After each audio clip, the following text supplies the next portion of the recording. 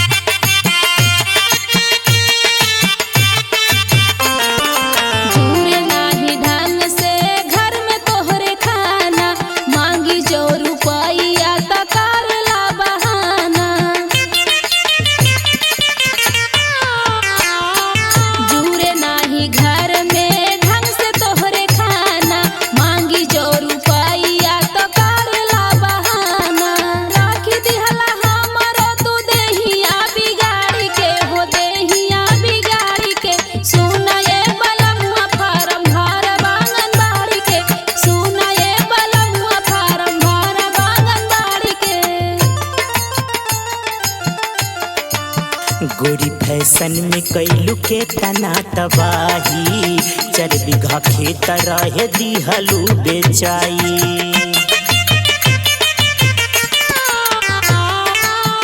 गोरी फैशन में कैलू के तना तबाही 4 बीघा खेत रहे दिहलू बेचाई। राख दिहलू हमारो इज्जतिया उतारी के इज्जतिया उतारी के हार गईली गोरिया तोहर नखरा उठाई के हार गईली गोरिया तोहर नखरा उठाई के।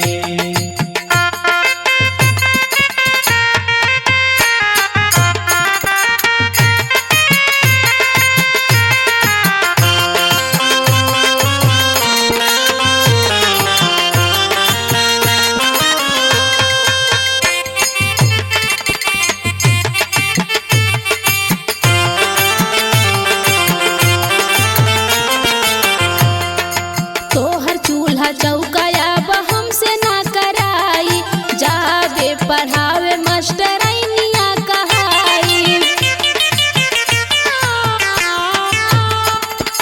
तोहर चूल्हा चौकाया हमसे ना कराई जाबे पढ़ावे मास्टरनिया कहाई।